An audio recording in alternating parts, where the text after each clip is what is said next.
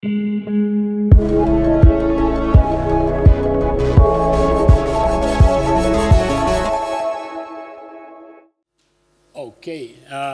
a very warm welcome and good morning to another Film Academy Baden-Württemberg XR Day.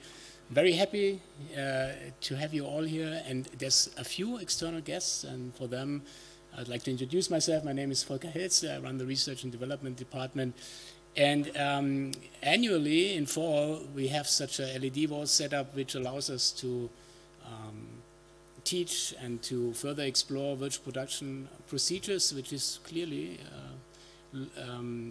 based on XR technology. And then we always thought that it's a good point in time to also bring in people from the region of Baden-Württemberg that have ongoing XR projects, and that's what these 2 hours are there, input lectures for you to get inspired to see what's happening and to mingle and discuss. And afterwards we have a couple of demos, and you can see that this is the lineup of today. With that, I say thank you and welcome.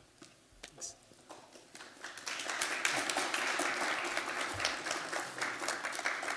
Hello, I'm Pinkava, the head of the Animationsinstitut. I just want to briefly add my voice of welcome to you all today on this XR day. We have a lot of new things going on here at the Animation Institute and the R&D department run by Volker Helzle. I want to encourage you all to explore what's possible today and to, in the future, in an ongoing fashion, continue to look at the offerings and possibilities that our very rich R&D department offers you, the students, and all for looking into extending the possibilities of storytelling, which is, after all, what it's ultimately about, telling stories to each other in one form or another.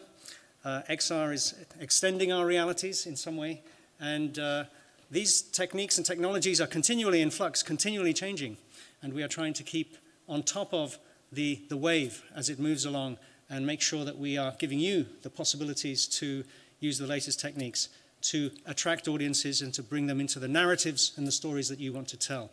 There's a lot going on today. I hope you enjoy the day. Thank you.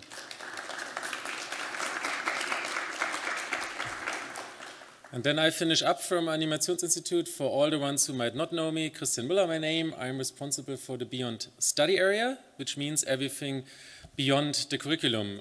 Corporations, our graduate network, talent initiatives, all you might want to do right after university in your future, and also connecting between companies and institutions and what is happening here. I just wanted to quickly point out to our call for the AUREA Young Talent Award. This is now the 3rd time we are doing this together with Europa Park for the AUREA Award, and the diploma students of next year and the young professionals having left us in the last 5 years are invited to send in their IP proposals, their concepts. There's everything written on the Nextcloud links I sent you. If you might have any questions, I point to Markus over there from Europa Park. He will be in a second on stage to hold a little talk, and he and myself, we will be here in the room to answer all your questions later on about AUREA Young Talent Award. Yeah, just approach us. And now I hand over to Markus. Thanks for being here.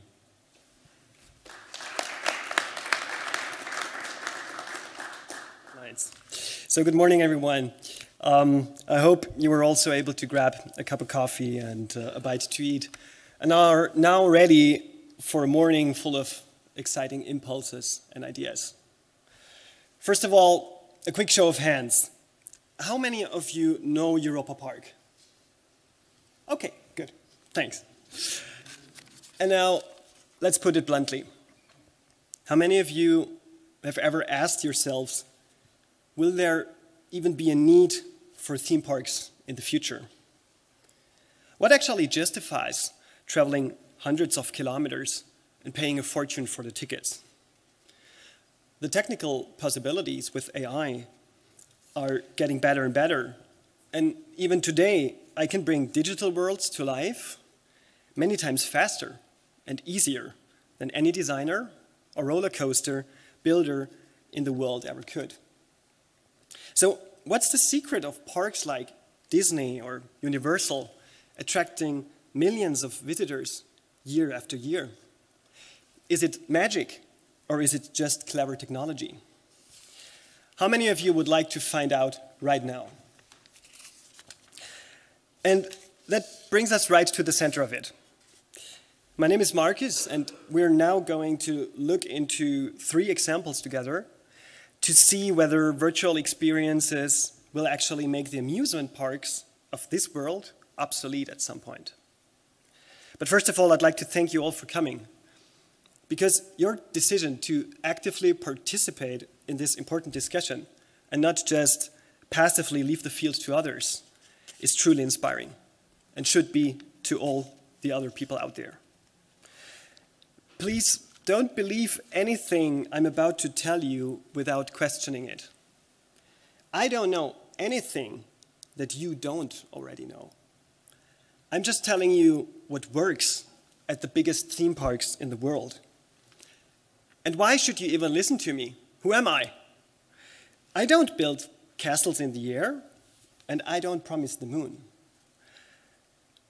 I'll bring you down to earth and tell you what it's really like in Germany's largest theme park, with more than 6 million visitors every year. I've been involved in this very topic for over 5 years. I've helped develop VR attractions that address this very question, and people have spent more than 6 years together in virtual worlds that me and my colleagues have created. And this is where it gets interesting. What are we actually doing with the technology? What are we using it for? And more importantly, for whom? And I would like to tell you a little story about this. I remember the day very clearly. It was one of those moments you never forget. It was the grand opening of our VR attraction, Julbi. The event was 3 years in the planning, and we were all so excited to see how the attraction would be received by the public. It was a festive evening event with show acts, with a gala menu, a speech by Michael Mack, press invitations, and so on.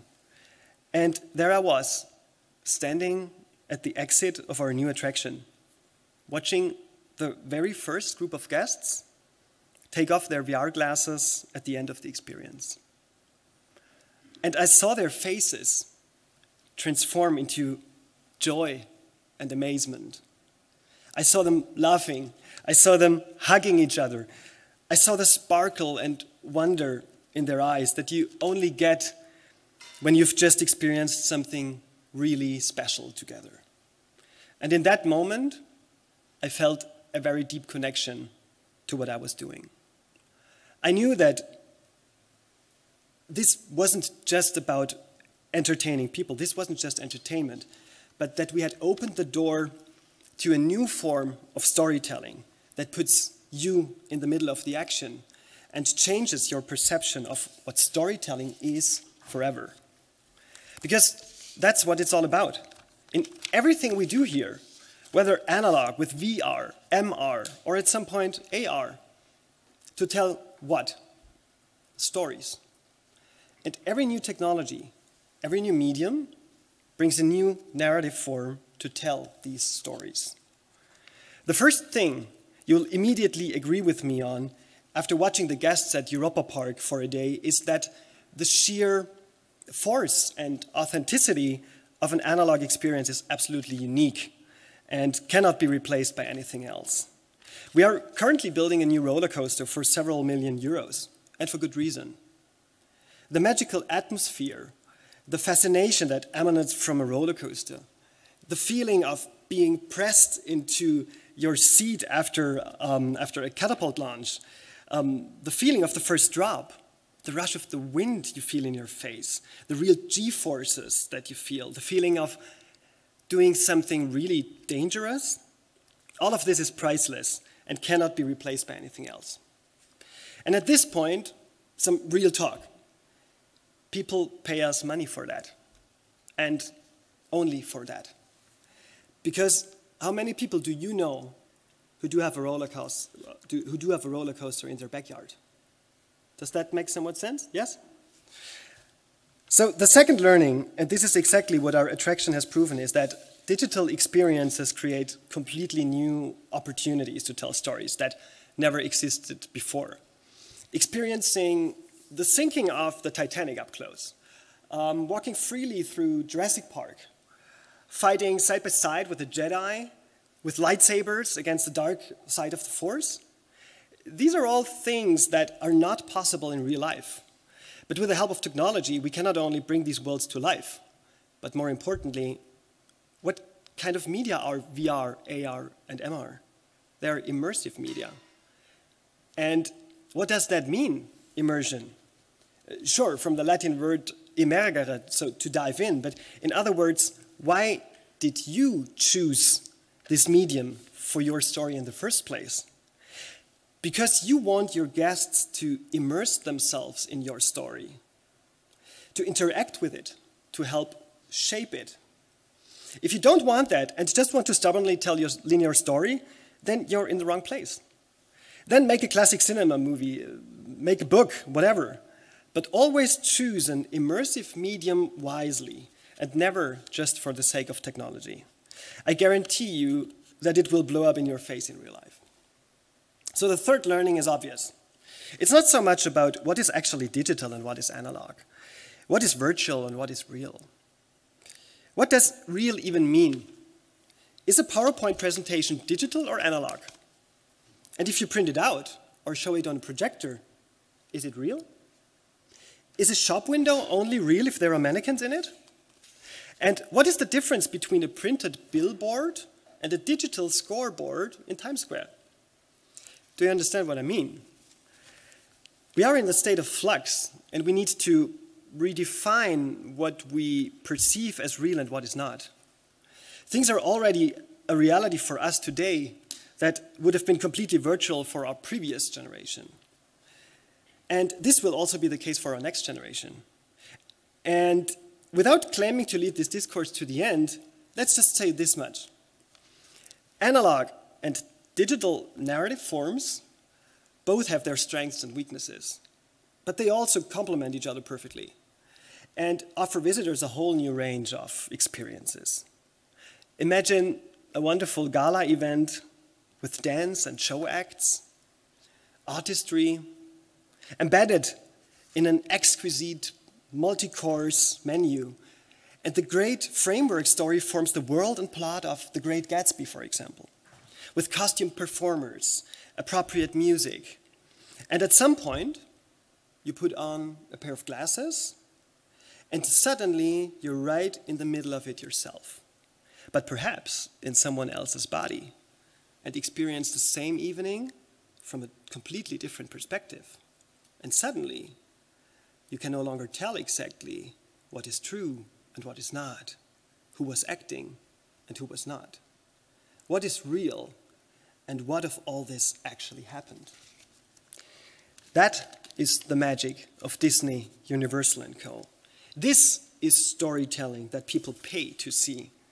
It's about creating experiences that you will never forget, that are unique. Why? Because you cannot experience them at home. And this is what location-based entertainment means.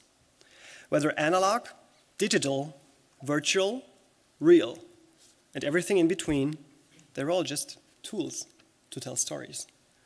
So, to put it in a nutshell, the future of entertainment lies in the combination of real emotions with digital magic. The true potential lies in a world in which we can merge both worlds.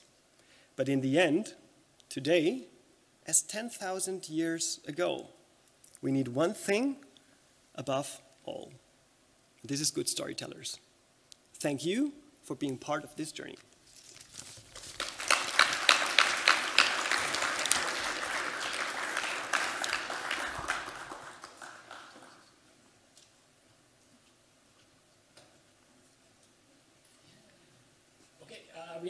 Thank you very much. Very inspiring, even without visuals. And there's time for questions.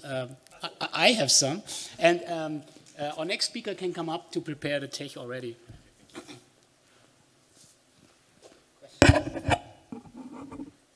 Okay, I have the first question. question then. So, yeah, I'm a technology enthusiast, of course, and read science fiction novels, and you know, some of these former maybe they were fictions come true, right? We see them come true. Things that 10 years ago or 15 years ago have been a fiction are now becoming a reality. What is your personal take on where we headed? You know, do you also see that people will completely immerse themselves because the reality is just so disappointing in a way that, you know, the virtual will take over, and you know, any advice or any thoughts on, you know, should we prepare for that day? And So actually, this is one of the discussions that we have the most with the MACK family, because really they are asking themselves the very same question for years, because they're asking themselves, do we want to have visitors who are just like this, going through the park? Really, they literally spent a fortune on building this park, and it's a very analog experience. But it's about merging and bridging those worlds, extending realities, and creating stories that are not possible in the pure analog world, but not only in the digital world neither. So to combine both of it. So really, in my opinion, and with the discussions we had with the MACK family, the theme parks need to reinvent themselves, yes, because they need to take into consideration that our generation uses media in a different way than their generation did. But of course, theme parks need to adapt, but in my opinion, it can never replace this analog feeling, as I described. So the rush, the adrenaline, you only feel when riding a real roller coaster. But there are so many new ways of telling stories by using, again, at the moment we're using the technology that is at our hands. So this is VR technology at the moment, but we're experimenting now with mixed reality. And in the future, we're really much looking forward. There are already first theme parks who are working with augmented reality. Just look at the Nintendo World, which have implemented the Mario Kart with using augmented reality headsets while driving a kart. So there are amazing ways of telling new kinds of stories in a way that you weren't able to imagine before. Yeah, I don't have a. Do you have a second microphone that we can use? So thanks. And I think it's a great contribution, because it shows that, you know, the skills that we at Film Academy that we educate, you know, they're very manifold. Of course, a lot of people want to go into film, you know, but it shows that there is a demand in very different disciplines. And exactly what you said, figuring out this marriage of real and virtual, it is not done, but everybody is looking for it, because we are headed towards a more digital world than ever, right? Therefore, thank you so much for that contribution. And if there's no further questions, we'll head over to Robin. Oh, yes, Sven. Hi there, good morning. Thank you very much for the insight. Do you do workshops at your park with students, pupils in the summer about storytelling, immersive storytelling, something like that? More the analog way and maybe leading into the digital? Thanks very much for the question. Yes, indeed, we do that. In fact, I actually do these kind of workshops myself. I love to think of what I would have loved to learn 10 years ago when I was studying. Think of it as a shortcut. And sometimes I call it the theme park formula, because it's extremely interesting to walk through the park. And let me show you a couple of things why theme parks do things like the way they do it. How you attract people. There are a lot of psychological and social phenomena or effects that theme parks are using, which I call the theme park formula. And it's really, really interesting about immersive storytelling. And you can only experience that when you're going through the park. So I'd like to invite you to take this tour with me, bring 2 hours or more, and then I guide you through the park and show you where theme parks are doing what for what reason, and how this pays into immersive storytelling. So actually, yes, we do these kind of workshops, yes.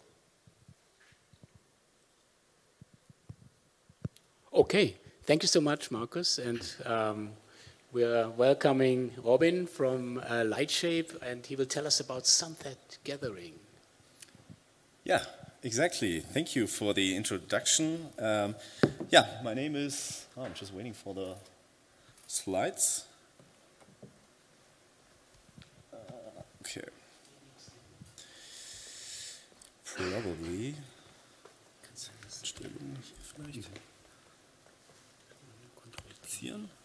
Yeah, okay, that works well. Perfect.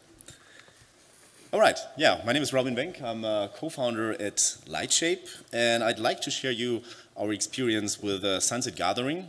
We called it that name. It was the virtual reality event in 2020 for the XR Expo. And yeah, at LightShape, maybe we're not that much the entertainers as you are used to it. So we're using gaming technologies and a little bit some entertainment, but our focus is basically communication. And yeah, what has been our motivation to do a VR event?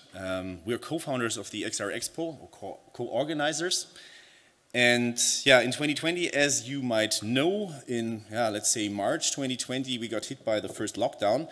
And our XR Expo was scheduled for, I think, May or June 2020. And we had to reconsider our schedule. And we were thinking, okay, do we need to cancel our event, or can we come up with an alternative? And I mean, we're the XR Expo, so we can't really bail out of that, so we thought. And we thought, okay, if somebody can do an XR event, then we should be the ones to do it. And yeah, by that time, we did have a collaboration solution. So at LightShape, we developed a collaboration system for design reviews since 2015. And so we decided to use that one. And we weren't crazy enough to transfer the whole event into VR, but we thought we should focus on the evening event, the get-together, which was always in the center of the expo. And yeah, we thought we need to have there an offering. So yeah, you should know that our HCC, we call it, that's our collaboration system, it comes from a location-based VR idea. So in 2015, we developed that system, but we always had the idea that, or we knew that not everybody is able to use headsets or has hands on the technology. So we were having this idea of connected hubs. So, and we thought, okay, we developed this idea in 3 months and come up with a solution at an evening event and a choreography for that one. So, yeah, what has been the concept? Yeah, we were thinking we need to balance out what is reality and what is virtually. We never had the idea that we should just copy the real event and transfer it in VR. You might know it already. Meanwhile, VR does have some strengths, and it does have some weaknesses. And we thought we should just focus on the strengths and not just make a simple copy. And we were thinking, what is the spirit of the real event and what can we transfer?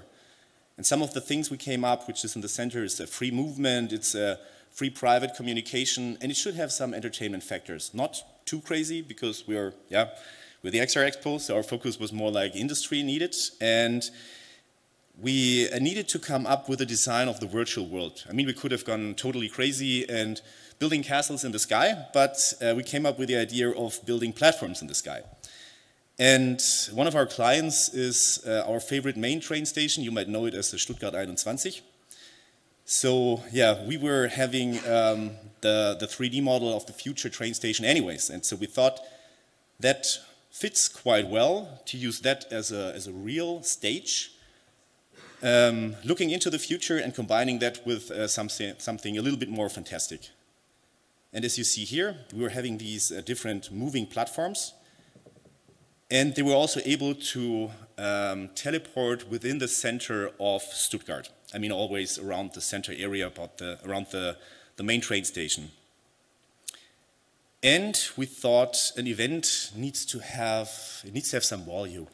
We never were really convinced, we still not are, that people are just going into VR just to be there, just to meet there. It should have some value, it should have some content in there. And therefore we thought it would be suitable to make a discussion round. And the discussion round should all be circled around the topic, what is the future of VR events, how it is going to look like. And therefore we were having these 4 moving areas that you see around here that's circling around the center station, and those are the discussion platforms.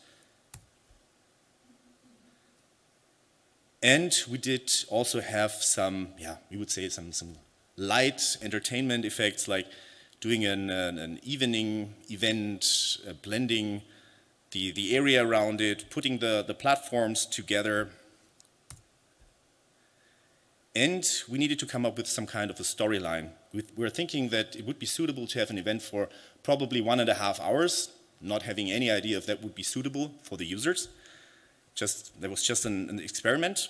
And as you can see over here, people were starting in the center at the main station, the main platform. And within the main platform, there's a little cantilevered center platform. And that one was for making announces. So if you are on that platform and you speak something, you'll be heard all over in the world.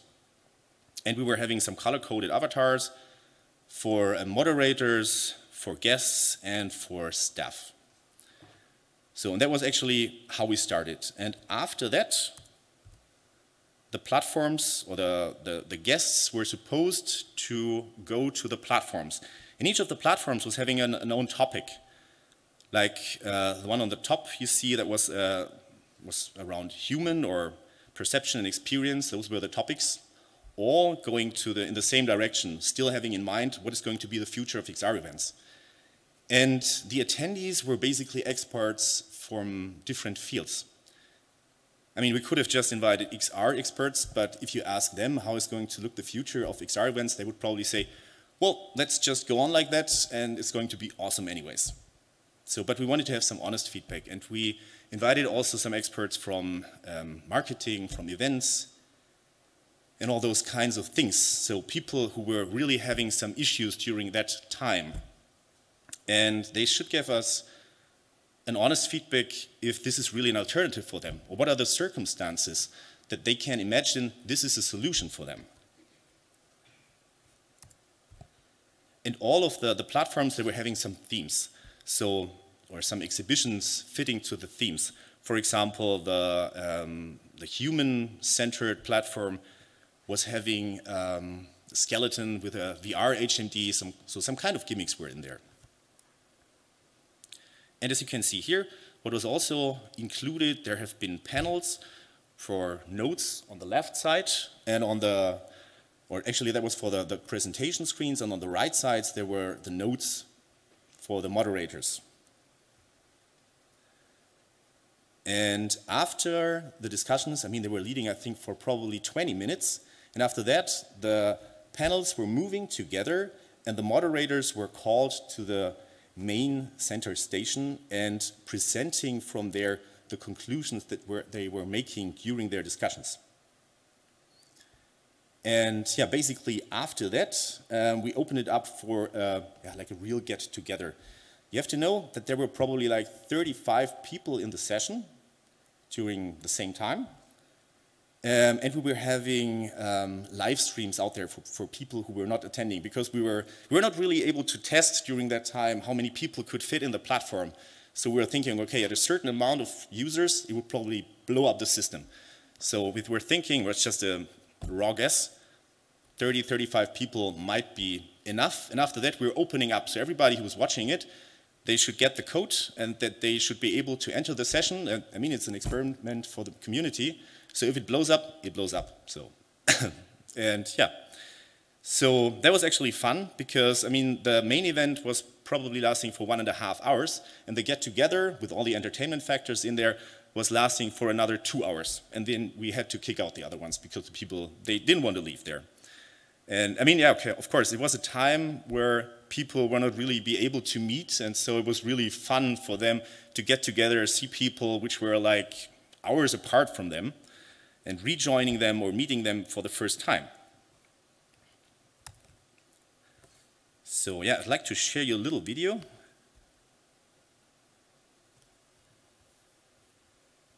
I'm not sure if we have sound.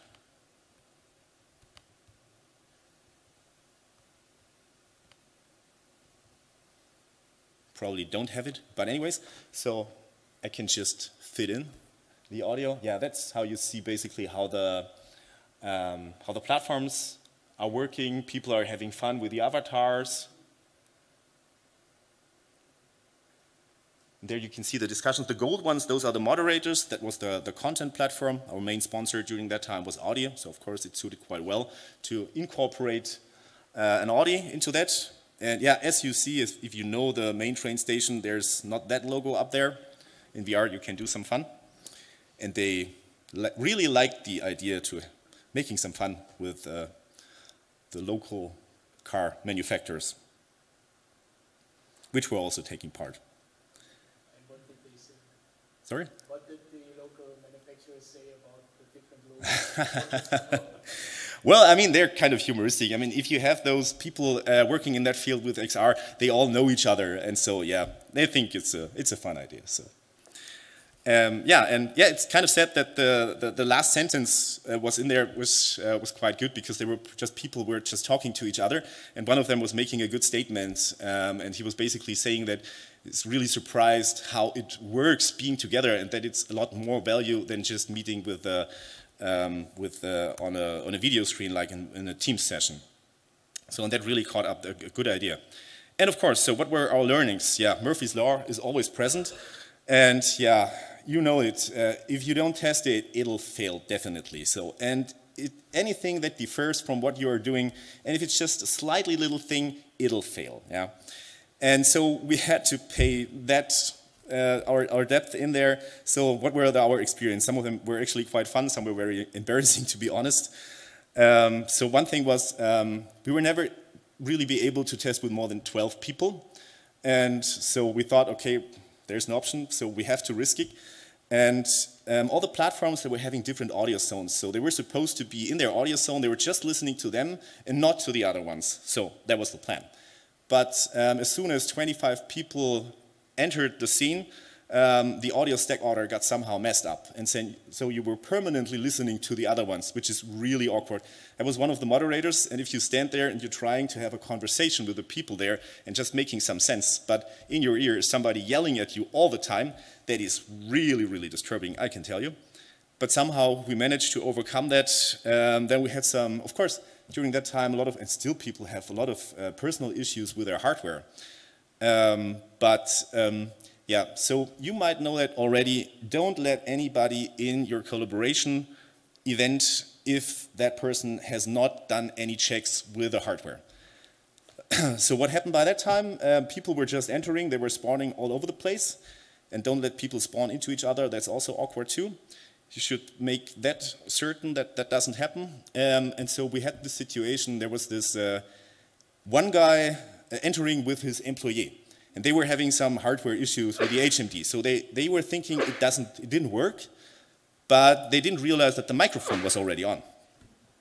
So people are being in there, waiting for everybody to spawn, and then you were just listening to that person yelling at the other why the hardware is not working. So that was an embarrassing situation too. But of course, that comes with it. And another fun thing was the differing volume sizes. So one of our clients is Audi, and as you see here, they have a space with 15 by 15 meters. And they were attending with 4 users, and by that time they had this rule, like everybody had, you have to be separated like 2 meters apart. So they were in their holodeck, 4 people, everybody with 2 meters between them, and so they were covering quite a big range, and so they all had to teleport together. So if they were moving from the main station to to one of the panels, they had to hit the platform up there, which was pretty much the size maximum at what they were having. So some of them had to be in the air because they didn't fit on the platform. That was something we didn't think about it. Yeah, what was the findings? Some of them I already mentioned. Don't spawn people into each other. We implemented an echo chamber to make all the checks with everybody. You need to have an intro tutorial, of course, every VR game or everything you do. I'm sure at Mano XR later what we can see. You have some kind of introduction in there that people are getting to know. So I think, yeah, in 2020 we weren't that smart, or we just were running out of time. Yeah, and your individual voice zones that you provide definitely should work. So what was the conclusion? Surprisingly, it was very stable. The concept worked very well. People were actually surprised that some, even of the newbies in VR, they were there for like 1.5 hours and they were still not tired. And I mean, it was like May. It was I remember it was one of the hottest days during that time. So you were sweating all over the place. The lively discussions worked very well, and also a fun thing was the democratizing of the avatars. As you have seen, the avatars were very simple. And I remember one situation, there was on the one side a manager of Audi, and on the other side there was a student of the Film AK. And they were having a very lively discussion, and I thought that was very refreshing, because there was no, this is the manager and this is the student, so they were just sharing an experience. And so that was very combining them also. And what also worked very well was the feeling of being at an event. So it, with all the limitations, it definitely can add some value. Yeah. That's actually, I think I'm already running also out of time, right? So much from my side. Yeah. Thank you, Robin. Looks like a fun event, especially replacing established logos on landmarks. It's a platform you developed based on Unity, right? Exactly, yeah. That's true. And I mean, of course, Corona kind of propelled the need for such events or virtualization in general. But in my feeling, it's still very early days, right? I mean, it's groundbreaking work, and thank you so much for that. Any questions? Thank you.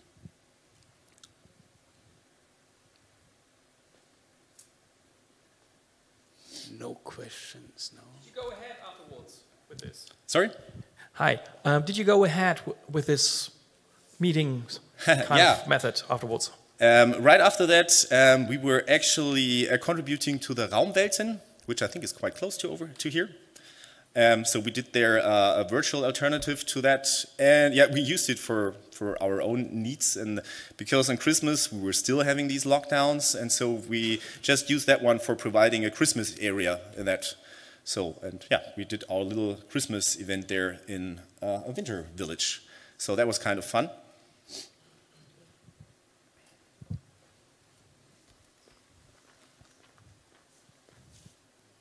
Hi, do you use this platform for your team meetings in your company?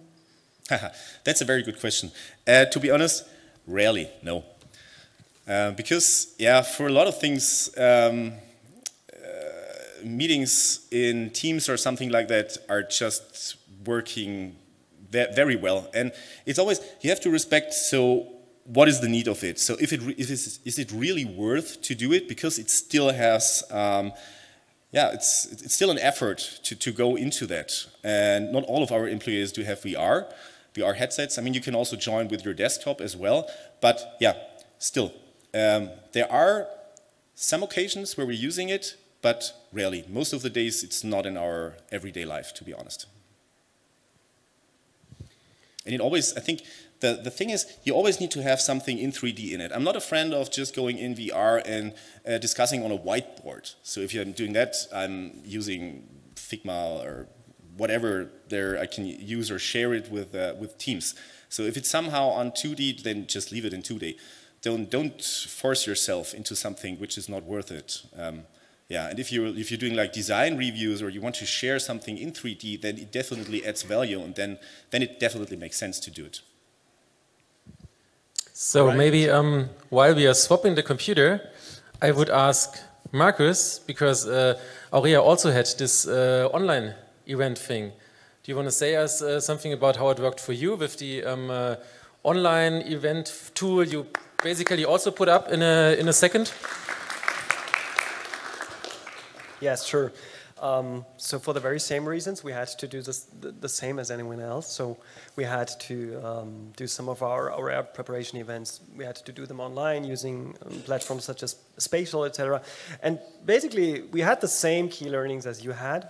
So I cannot agree more than saying, if you can do it in real life, it's better in real life, bluntly.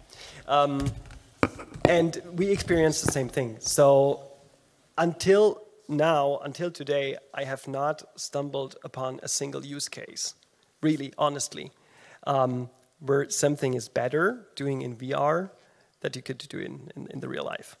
It's always a substitution, which makes total sense if you consider the situation that we were all in. But just a couple of days ago, I watched a video of a Fatboy Slim concert in VR. And to me, it was totally annoying because there's no added value to it. And this is what I meant. And the same goes for AUREA. We had to do it because there was no other way. But if we really want to create something new that justifies why we're using VR, then we need to think new. And I really like your the ideas that you had in bringing people really on different locations, each in VR hardware, into this venue. Because what we experienced when we opened this to anyone able to join via smartphone, via computer browser, etc., it's a complete different experience, whether you are in real wearing a VR headset or not, or you're joining in 2D on your desktop computer. So this makes a huge difference. And those were the learnings that we had from our AUREA event. So we're really happy that we can have the AUREA in person again. All right, let's continue with our lectures, and I'm very happy to welcome Halbautomaten. I always, when I hear Halbautomaten, I think it's the new Kraftwerk album, you know. Michael Scholz and a colleague are here to present their work on Kinetarium is interactive planetarium. Welcome.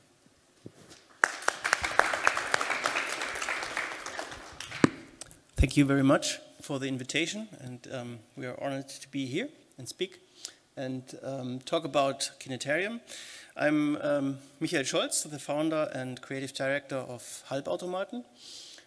We design information experiences, so we take in a lot of projects the informations and products of our clients and transform them into experiences in analog or in digital ways. And so in the past we worked a lot of for shows and exhibitions and showrooms.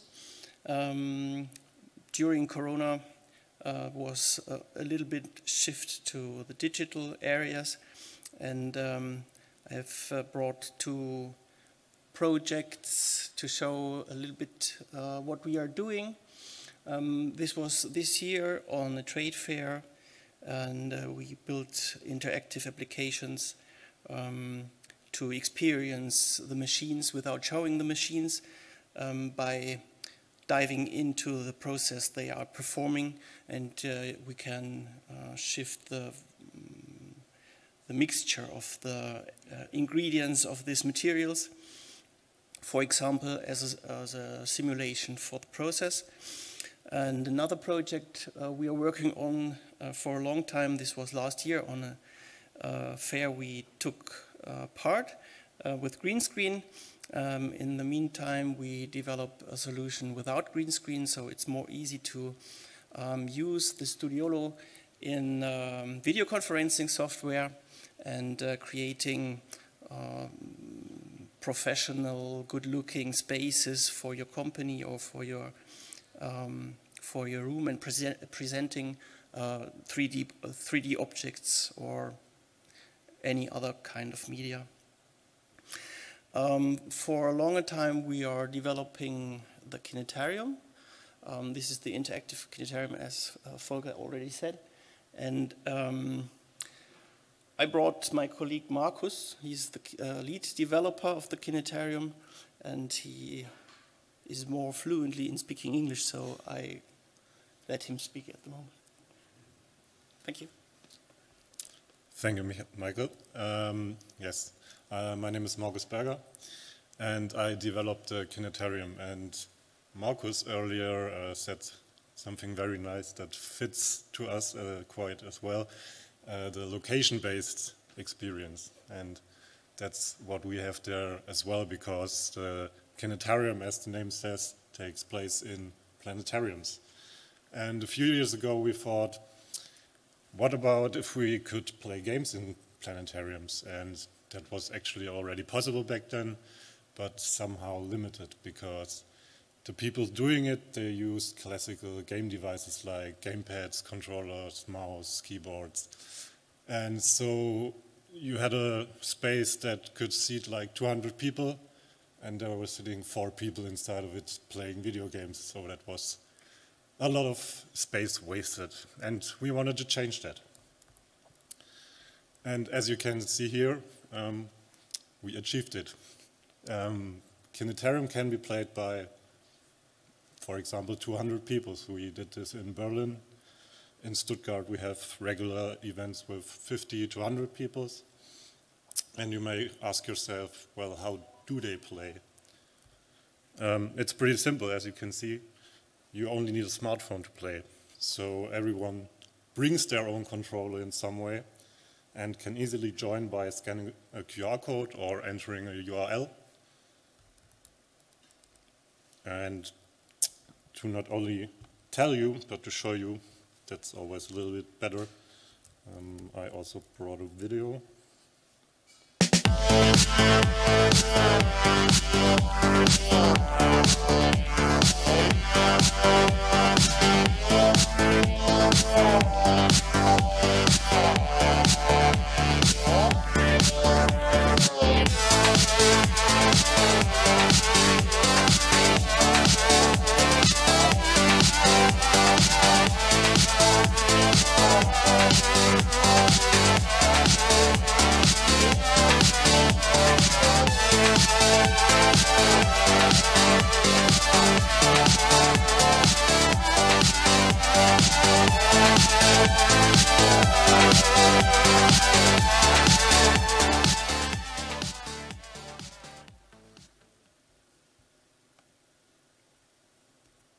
So yes, there was our little trailer to give you a little bit of a visual insight on how it actually looks inside the planetarium.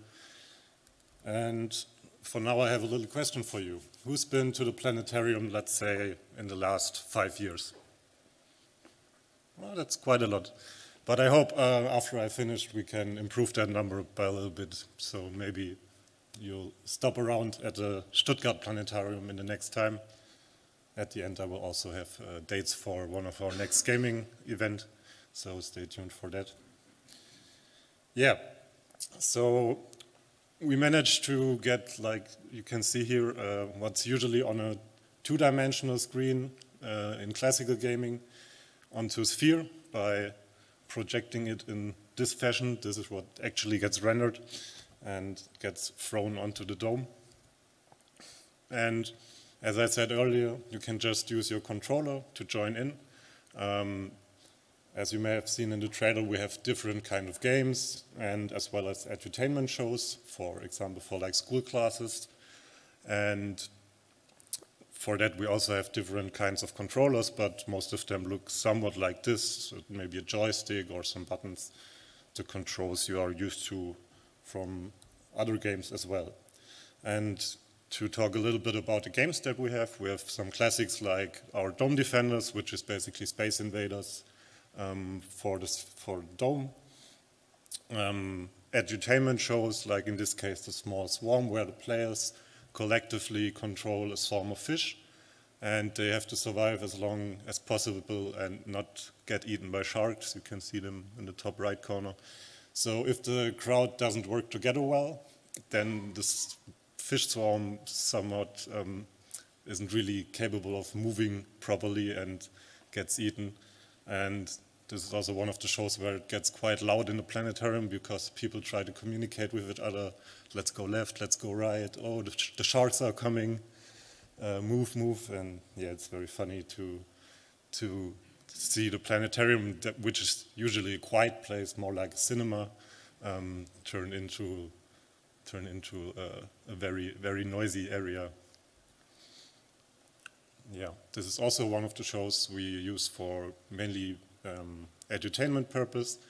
It's demonstrating how wind affects our world, different strengths of wind, and the players also collaboratively control the direction of the winds and the strength of it. And for example, in the bottom right corner, you can see these Jenga towers, if the players manage to create strong enough winds, they actually bring the towers to fall and tumble onto the dome, which is also visually a nice experience. As you can see, there are a lot of effects and fancy stuff to see. One of our first show is more like a movie. It's called In Orbit. It's 45 minutes in length. And I say it's more like a movie because it has a fixed timeline of events. And during these events, the players are still able to interact. So they have their own avatar on the sphere. They can fly on little points of interest to see, for example, milestones in the exploration of space. For example, the Sputnik or Yuri Gagarin, ISS, you name it.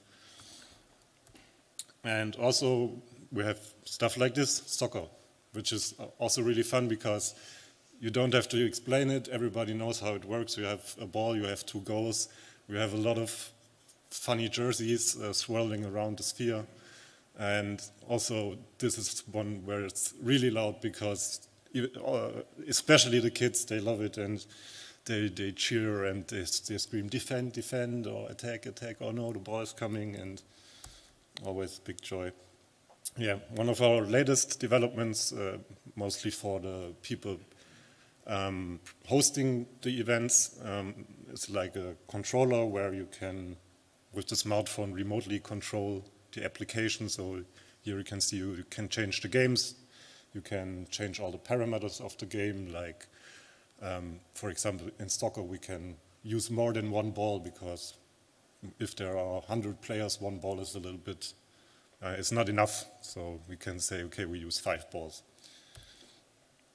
And yeah, as I said, we have regular events currently in Stuttgart and in Berlin, and I would highly encourage you to visit the Planetarium, even if it's not for our show, but that would be the best case.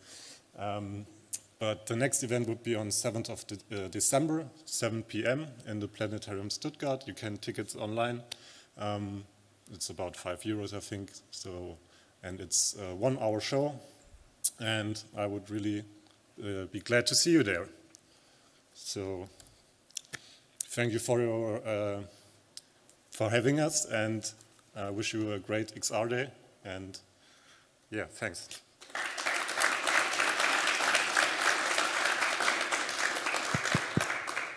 Okay, wonderful. Thank you so much. A question. First question, of course, needs to come from Europa Park. So what's the do you have a limitation of users at the same time? Technically speaking, no. In theory, we could put there 10,000 people inside, but of course you have a limitation of space. So the dome it has a predefined size. So I would say like 200 people, more it will get too crowded. And then it's also hard for the players to find their own avatar when there are 200 avatars on the sphere. Makes sense.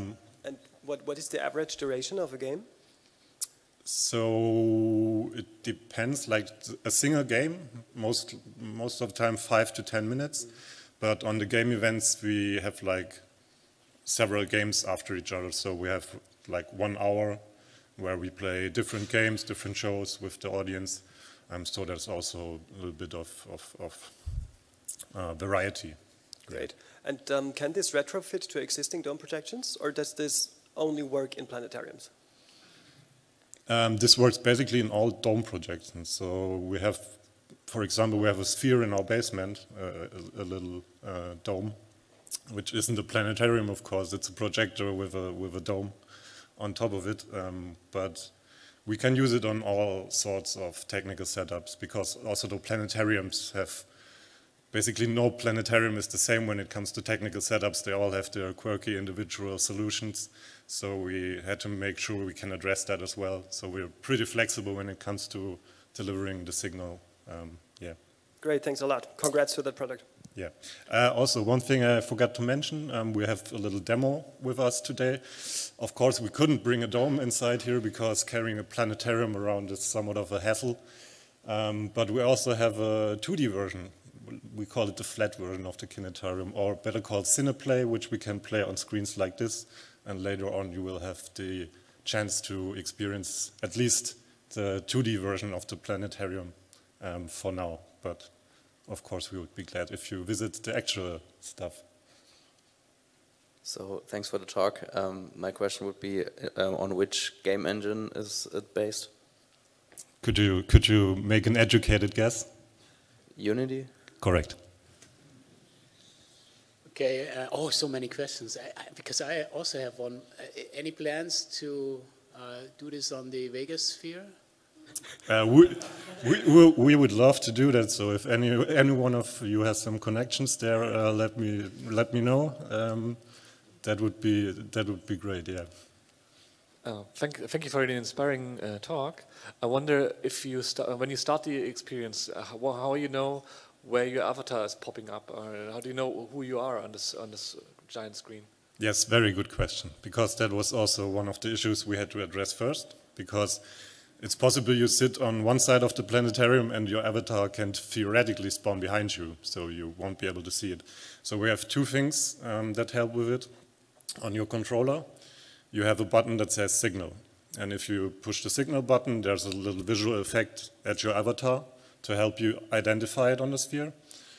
And in the case it's really behind you or something, we have a start button that resets it to the top of the sphere. So you can always, if you don't know where you are, you can just say, okay, I want to be back in the center of the sphere. So my question goes with this question, because how do you know how to control it, in which direction? Because everybody is sitting in a circle and looking at the screen from a different direction. What is up, down, left, right?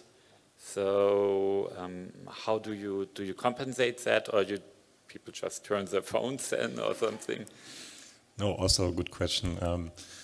So we have two things to address this. The first thing is it's important that each position in the planetarium, each seat, is equal when it comes to gameplay. So you don't have a disadvantage if you sit on one side of the planetarium or on the other.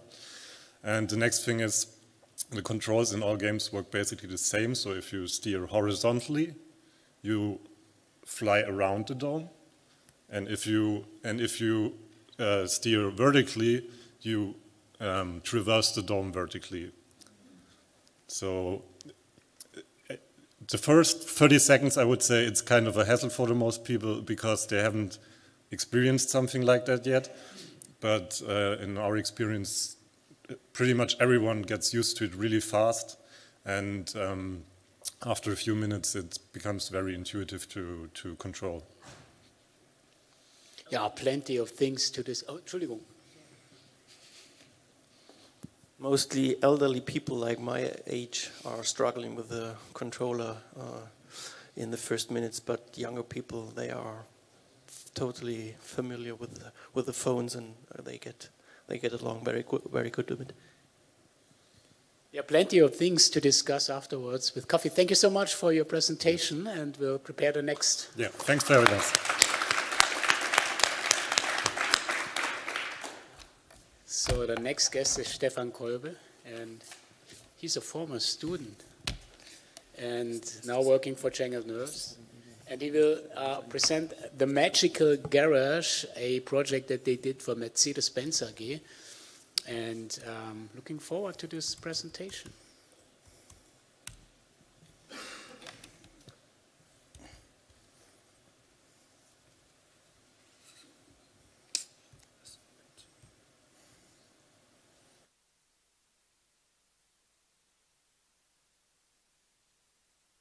If the sound is working, we'll check this. So, thank you to be here. I'm Stefan Kolbe. I'm head of lab, what we call it at my company. I have a small team in my company, and I'm working on all these technical stuff. They come to me when it's getting a little bit more complicated, a little bit more interactive than normal stuff. We are an agency, and we are working in the field of digital, physical, cultural, and corporate.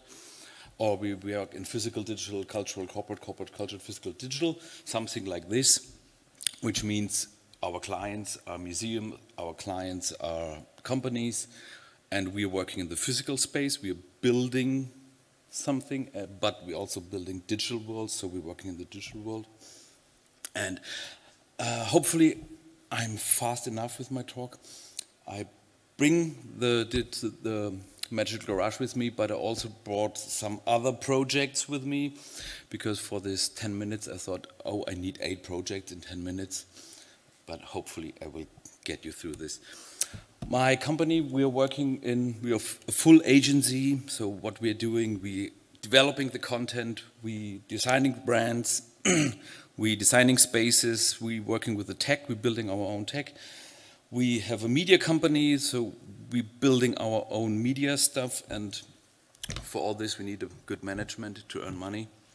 So we have, from first step to the last step, we are one company. And to show a little bit more what we're doing, I first play my show reel. This way I need the sound.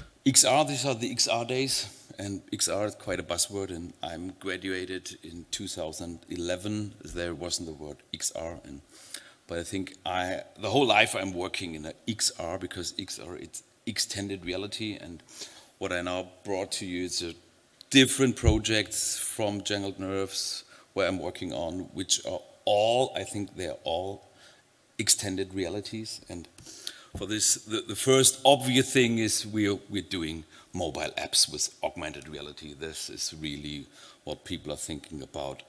XR, it's one part of the XR. So this is a project for the Museum of Hamburgische Geschichte. They have this problem. They have so-called Spolien. I didn't know what a spolie is. A spolie is something old of architecture, which is built into new architecture. And now comes the problem, the new architecture is 120 years old, so now nobody knows at the moment which is old architecture, which is new architecture. And what we're doing, it was founded in a Museum 4.0 project, which was founded from the States, so it was more about a vertical slice. So what we did, we take 10 of the most prominent Spolien, and you see on the right side, it's the digital one and it's a real one. And you can use your phone and go to and make an augmented experience out of it. You have a map where you can examine which are the Spolien, and you can view them in 3D, and you can place it, like me, in the kitchen. So I think this is really obvious. It's classical XR. So this even is an even more older technique we are often using. This was this year. It's a technique you probably know. It's called Pepper's Ghost. Who know what is Pepper's Ghost? Oh, some. It's an old, really old analog technique. You're just using a surface which is reflective, and also you can look through.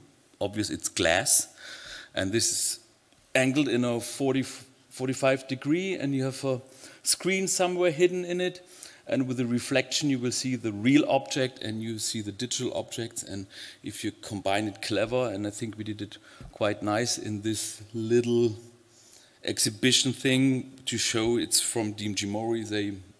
That's the biggest company for all these turn and milling machines. And what it's really they changing their minds about they don't selling machines, they're selling parts because their customers are only focused in how to produce my part. And so the whole communication shifted to the parts, and we augmented their parts with all their stories. How did they develop these processes to building the parts? Yeah. So this is a newer technique of XR. I think you're using it here. This LED wall looks like such kind of XR stage, it's called sometimes now. We did this in 2019, and I think it's like we often do it. It's a kind of a special project when it comes to LED volume, because it's more, we call it, it's Lars von Trier meets Star Wars, or it's Mandalorian meets Dogville. I don't know if anybody knows the Dogville movie. It's quite old. You all know Mandalorian, perhaps. This was the big come out for the LED technology. And Dogville, it's a movie. There are only props. There are no houses. There are only white lines for the houses and the streets. And what we did here, we used the LED stage, but we show that there's a LED stage, and we surrounded this with white lines, and it was more a theoretical play, and we enhanced all this play with the LED and open up rooms behind the people. Yeah. Next one, it's for Mercedes. This is again for the corporate stuff. In my development, we're using Unity, we're using Unreal, a lot of games engine, touch designer, everything which comes up to our fingers, which is capable of doing crazy things. Nowadays, we're using a lot of stable diffusion and so on in my lab. And this is one of the newer projects.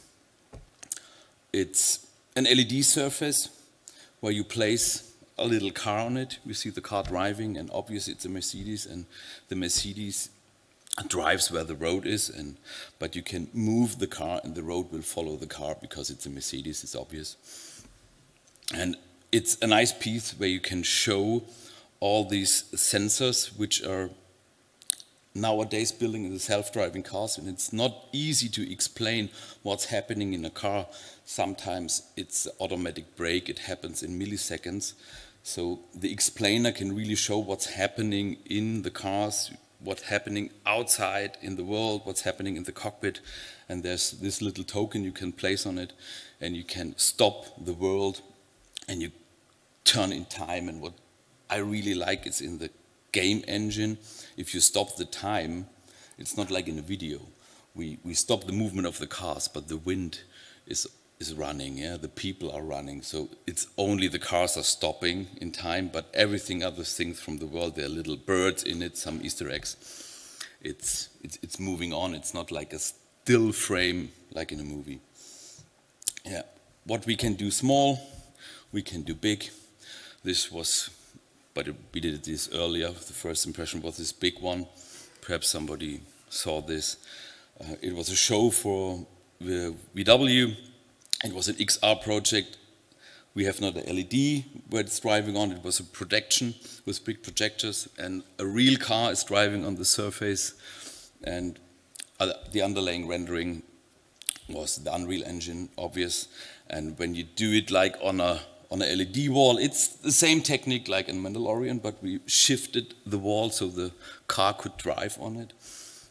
It was really nice. And when it comes to big, we even can go bigger. And I think this is where my heart lives. It's pure building venues, and you augment or you extend these venues with digital experiences. It's a pavilion in Dubai for the expo, and on the expos the countries are showing what they're capable of. And there's a walk through this building, and it was enhanced via little screens telling stories on the walls, a big venue in the middle of the place where you have a big LED wall which is a circle around you, and you get immersed in all what Luxembourg is capable of. They're the masters in doing satellites. Because of this, there's the rocket, and when you're done with all your walkthrough, you have interactive exhibits where you turn a wheel. This is at the bottom, and you have a round screen. And when you're upstairs, then you go down with this Rutsche. And this is like in a theme park. Yeah. You need something physical to attract the people. And this is really big, but we can do bigger. Yeah, bigger is bigger. This is at Zeche-Zollverein. It's a whole coal mine, and this project is still running and running because the coal mine is such a big venue, and there we are using some old techniques too, called projection mapping. I think everybody heard of it. We're using video beamers, beaming onto all this old stuff and enhance the reality, and you can see what's happening inside the coal mine, how the coal was produced 100 years ago. And now it comes to the latest one, one of my favorite projects. It's because it's so glowy and nice looking. It was for Mercedes, a magical garage. They have a campaign about, oh, Mercedes have a magical garage. You step inside the magical garage and it just happens. You feel like in a magic car. And we transferred this video campaign into a digital space. It was in Paris, in the Musée Rodin. Normally there's a little statue on the fountain of Rodin. They removed it. Nobody gets hurt. So it replaced.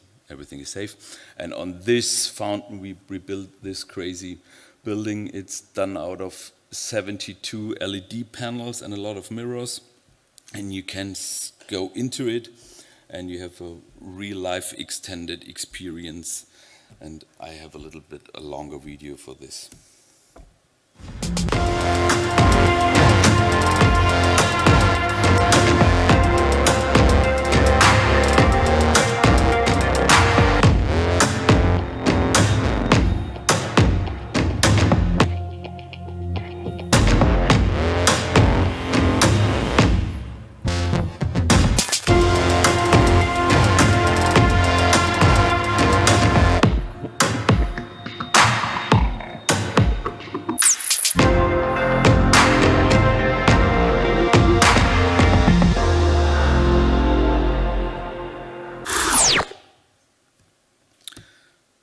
I'm quite in time. Thank you. I think you get a vision about what I'm thinking in its extended reality. Yeah, thanks a lot. We have time for 2 short questions because we're falling a bit behind schedule.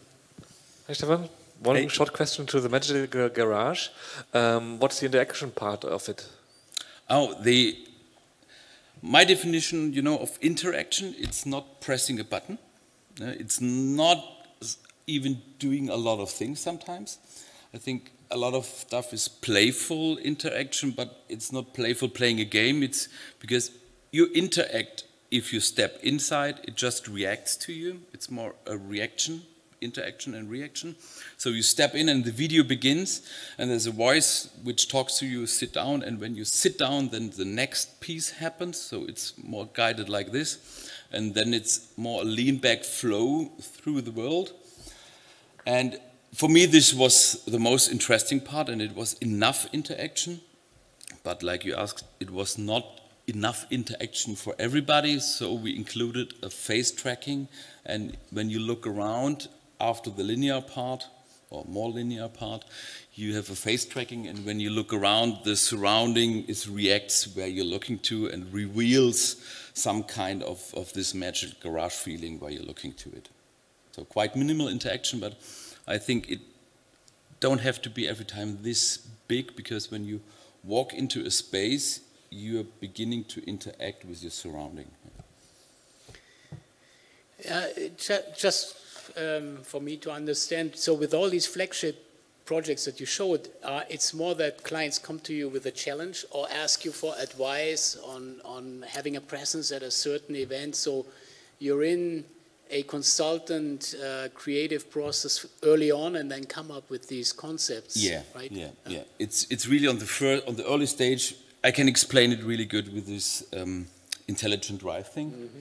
They came to us and they had the idea, we have to explain people how our sensors working. Yeah, and the client, there was, because Mercedes is not that Mercedes is coming to you, there are a lot of different small unities which are coming to you, and these were the people, they developing the sensors, and so it was really nice to work with them close together, because they are totally technical, and we told them no. The first impression, they had a big car, they came with us with a big white car and say, oh, we make projection mapping on it, then we can show our sensors in the car.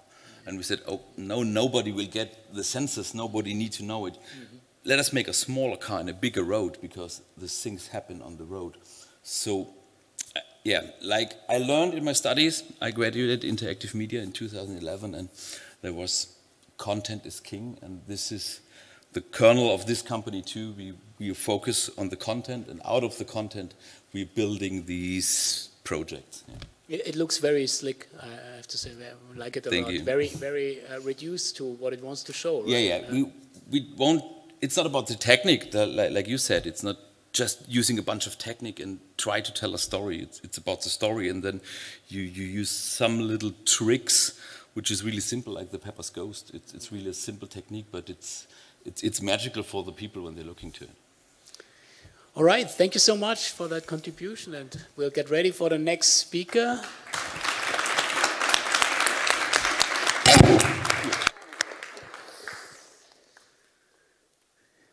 Topostoria. I wonder what we're gonna hear from Andreas Siefert from PONG.Li, and it'll just take a moment for the laptop to be attached, and then we go.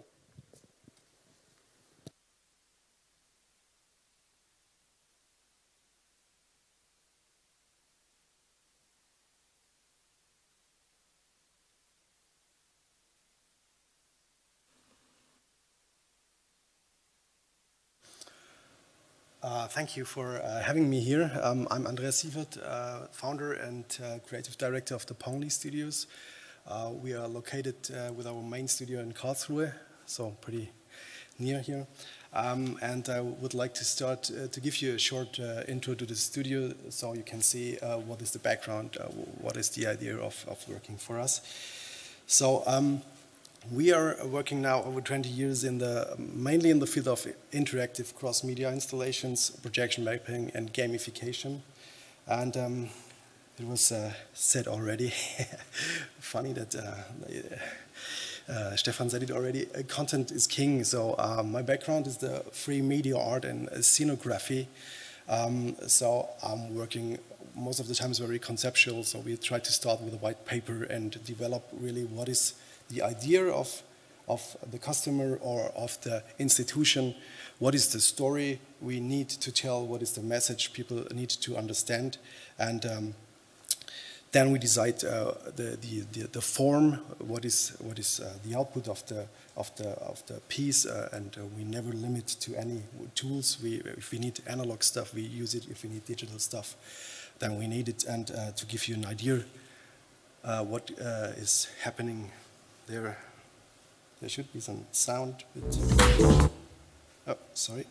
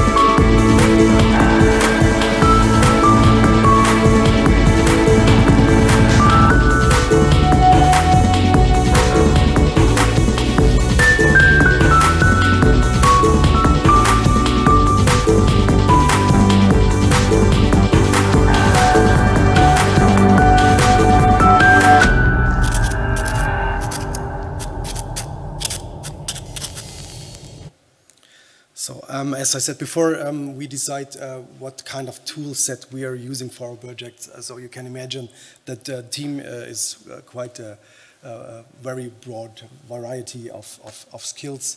You can see there are 3D artists, 2D artists, motion design artists, classic designers, UX designers, a whole bunch of developers, all kinds of real-time environment or touch designer or classic database web stuff, whatever we need. Also choreographers and conceptual people. This is a short excerpt of some customers and some partnerships and awards. What is important for our work, we mainly look on the work itself. So we are not focusing on any branch. We are working a lot of, we have been working a lot of in the museum. That brings me to the next thing. After nearly 2 decades of working in the field of cross-media installation, doing a lot of interactive stuff and combining everything, you saw something like an interactive projection mapping game, which we did already 2 now. It is always the idea of combining everything together and get something special. And that's why we came up with the idea of topostoria. It's the name itself, it's kind of mixture of topos and storia, so it means the place of the stories. And it's a project we are trying to invent a system of the gamification of the world, mainly focused for us in the field of knowledge transfer in the beginning, because that's where we are coming from. So we are working a lot of for museums clients where it is very important to transfer the knowledge, how to get people engaged, how to get the people engaged. It needs to be completely different language, as you can imagine. Most of the times it's always like, if not very well skilled people talking about digitalization, they're thinking about putting something on a scanner and then it's a digital thing. And this next step is, oh, we can have it multi-language, but that is not what is the benefit of working in the digital world. So combining different levels and everything together, like having a complete different language for a kid, is something which you can achieve. Coming from this experience, the idea of the gamification is always present in the museum. That's the language for the kids. And we wanted to invent, or what we wrote in the first piece was kind of a manifesto, and we called the game genre a OneWorldGame. So what is it about? The idea is about getting rid of all these boundaries we are still have in our minds. Is it analog? Is it digital? Is it, what is it now? So we are all know classic games, board games, tabletop games, like all kinds of escape room games, for example. These are mainly based like analog stuff. We all know the clones out of it the digital way, but we also know the point-and-click adventure, and that is something which is, for me, in this work very important, because it's one of the main things of the idea. Imagine you are having a point-and-click adventure, but it's in the real world. It's not on your computer desktop. So what is it we are doing? We are working right now with, we are establishing our prototypes in 2 museums, one in Luxembourg and one in the north of Germany. And I'm trying to, yeah, if this is, there's some audio, but you can, let's just lower it, please, so I can speak on.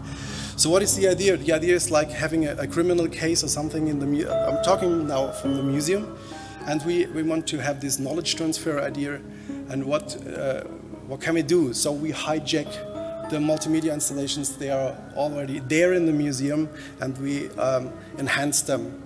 So we designed and produced hardware modules which are we are able to communicate with our application. So we use the application or the mobile phone as kind of the tool for having it, for example, a dribble case, and having then inside of the story reacting the real room. So the first example you saw was kind of, you have to search for a CCTV module inside of the museum. You have to find it, and then you have to access it Then you have the controller, you access the CCTV, you can see all kinds of camera observation from last night where you can see what happened in the museum. And then you can get information out of it. You get a puzzle, a real puzzle in the room map, which gives you information. This is the point where it is very important for us that we have in the museum, we have the knowledge transfer goal that gives us the opportunity to work with all this content and the scenography in the museum. So there is no need of set designing or thinking about mainly of the storytelling because you have already stories or content to tell, and we embed it in the game, and so you learn something out of it, and you have hopefully a lot of fun. The second example was something like in the museum at the crime scene. There's something, the lights are broken, it is dark. If you manage to find something out, you use your torch of the camera, of the mobile phone, and you trigger one of our hardware modules, and then we trigger a projector, and it gives you another hint. So the idea is always to jump back and forth between analog and digital world to get rid of it. So you have a lighting switch on the display, you switch the light, but then you trigger a real light, a real spotlight in the room. So this is the idea. So it's completely adaptable. Yeah. So multi-language, different levels of advanced, beginners, experts, whatever. And to summarize it, in the end, the vision or the idea is to have the next level of kind of an escape game. But as I said, it's the idea of a OneWorldGame, we call it. So we want to get rid of this wall in between analog and digital world. And it can be adopted as well. So to anything, so these are all kinds of branches we are thinking about, what can we do, because it's always a bit more entertainment, a bit more knowledge transfer, but I think whenever you have some place where you can use the place itself for telling the story, then you can use the idea and the kind of a system. Thank you.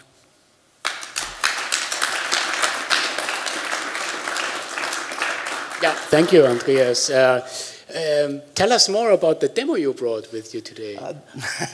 I forgot the demo. The demo I brought, it is something different. It is also kind of interactive studies or stuff. It's a cooperation with a hardware developer. It has, right now, it has something to do which is also idea to bring it in topostoria. It's a kind of a camera-based system which gives you the possibility to up to 80 people to interact on a projection. So everybody gets a small pointer, and then you just can point on it, and it's working on the projection. And this is a hardware prototype right now of our partner, and we are taking care about game development or about demoing. So we have 2 little game demos, and hopefully we get it run, and then we can check it out and play how it feels like to have a multiplayer pointing thing on the screen. I'll check it out. Any questions from the audience?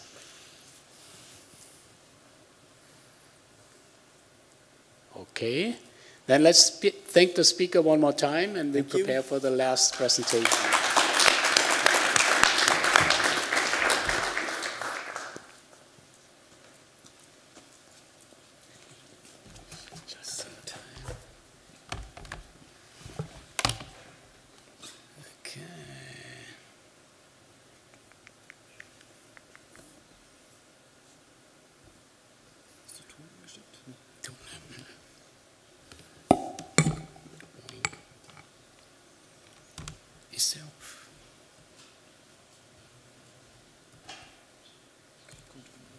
Mm-hmm.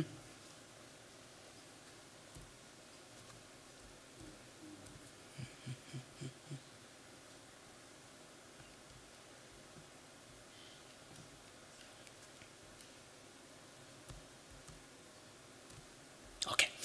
Yeah, I promise I'll be quick with that presentation. So it's 3 slides in total, and I brought with me Andreas Dahn, our experienced director. So quickly, I want to give you a brief introduction to our email project. So basically, EMIL stands for European Media and Immersion Lab, and it's a project funded by the European Union and Innovate UK.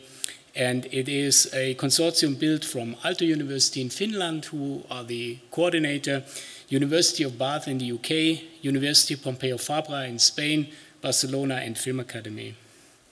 And to start, I will quickly show one video. The European Media and Immersion Lab is a physical and virtual laboratory infrastructure underpinned by technological and creative expertise and research excellence from 4 key creative industry regions in Europe: Finland, Germany, Spain, and the United Kingdom. The overall aim of EMIL is to promote innovation and development of next-generation XR content. 2 open calls will be announced for proposals to be funded in the range of 250,000 to 500,000 euros. Stay up to date with the latest information about EMIL. Yeah, okay.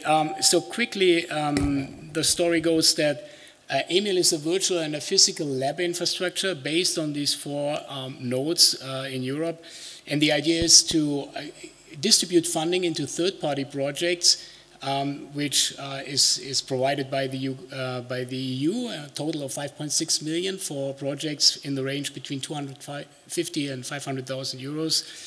And the idea is that projects that applied for the call, so even though the second call announcement is here, it's closed by now, is that the transition from a technology readiness level 4 to 8, it means you should have, project should have been applied not with a concept but with having a prototype and results. This is a QR code to our website, and also in the EMIL project, there's certain core competences distributed among these labs. Aalto University, for instance, is very active in smart garments, so they develop garments that can give you tactile feedback but also transmit heat and cold sensations. They are working on a quite interesting demo of a virtual sauna, very Finnish by the way. University of Bath is very active in health applications, exergaming, and has done a lot of research in this area, also very strong in the motion capture area for rehabilitation and sports. University Pompeu Fabra has a strong background in cultural heritage, being embedded in museums and how to tell stories and engage audiences there. And of course, Film Academy comes from the narrative and the immersive storytelling with a strong focus on animation and VFX. Each of these nodes also create their own lighthouse projects. And today, after this short introduction, you'll have a chance to experience Mino XR. Andreas will give you a few more informations in a moment. Just lastly, for those of you who are interested, we just started the EMIL community. Basically, it's a closed LinkedIn group with expert discussions and the possibility to exchange information within a expert group, and all of the supported projects, all of the selected projects that will get the funding will be in this group, but it's open to everybody, so you can join and follow the discussion and be actively part of that EMIL community. So in a nutshell, this is EMIL. We're quite proud that we could be partner in this and bring that to Film Academy. The interesting parts are starting in a few weeks, so the second call winners are almost certain and will be announced soon, and then those projects will also be part of what's happening at Film Academy to help them, to transition them in their journey from TRL 4 to 8. So all of the students, you'll be exposed to that. And with that, I would like to hand over to Andreas, who's our experience director for Mino XR, and he will tell you more on what you can experience in the next 2 or 3 hours. Yeah. Thanks, Volker. Sorry. So, yes, I was very fortunate to be allowed to be the XR director for the LightShape project, which we are developing here in-house at the Film Academy as this part of the European Media and Immersion Lab. And actually the task was to come up with an idea for a scalable multiplayer narrative location-based experience and without having a fixed location to base it on. I come up, since it was clear that it was to be made inside this European Media and Immersion Lab, I thought our location is basically Europe. And what do we have in Europe? We have a lot of cultural heritage. And so I came up with the idea to take the myth of the labyrinth, the Minotaur, from Greek mythology, and transform that into this kind of experience.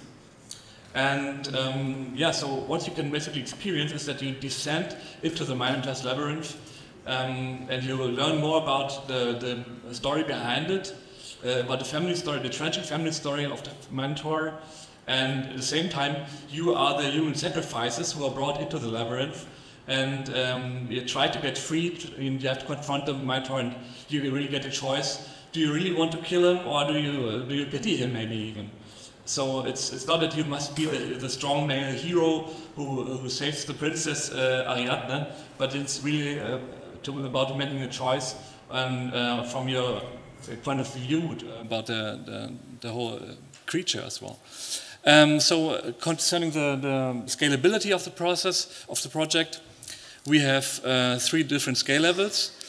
One, so with the lowest technical footprint would be a pre-rendered stereoscopic 180-degree video, which you can experience even on a YouTube channel maybe, where you don't even need a XR headset in any way.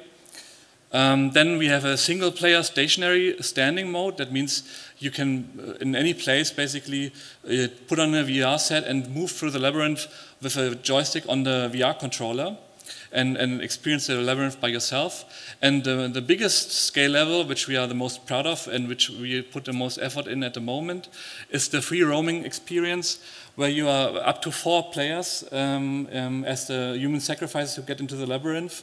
And you have a space of 8 by 8 meters in which you move through the labyrinth physically with your own body, which also helps against any kind of motion sickness, because you really move and not told by your brain that you're moving, or your eyes you're moving. And so this is really what you can experience today as a prototype version. So we are not finished yet. We are like halfway through the project now. I have to say the narration ends with the Minotaur's fight, so you will be able to start fighting the Minotaur, but you won't get to the final end of the experience. And also, of course, I have to say that the graphics are not finished, so it's not a finished product, and we are really happy to get your input on how you feel about using it and how you're experiencing it. I hope you're going to have fun. We have a couple of seats free, I think. Alexander Kreischer is the one who you can go to. Maybe, I think, somewhere in the back. Alex, are you here with us? Up there. Yes, I'm up here in the booth. Oh, up there in the booth. Yeah, okay. So I think they haven't got it in front of me now, but there's some slots after 2 p.m. I'll take a look after that. I think until 2 p.m. everything's booked out at the moment. Yeah, so I mean, that's for one more thing for the students in the room. If you feel like you would like to join the project, there's still plenty of things to do which you might participate in. You can take this as a normal student project, get it counted on your degree you're making here at the Film Academy. So that's an option. And I'm looking forward to getting your feedback to where we are at the moment with the experience. Thanks. Thanks, Andreas. Yeah, I'll take that. Any questions related to this presentation as well? You have plenty of time to attack us with your questions. We're here. and try out the experience. And again, it's month 15 of 30, so everybody's worked really hard. So Eddie in the back there, Simon, everybody in the team was doing a lot during the last weeks to come to the point where we are. And I think it's quite going to be quite interesting. So, yeah. Could you maybe quickly elaborate a little bit on the 3 scale levels? So is it always the same kind of experience? or? It's the same, all the same content.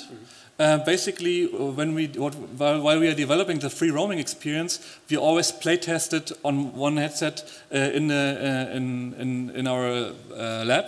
So that's basically, it's all the same content, but with different degrees of freedom in a way. Yeah, but it's definitely the same content. Yeah.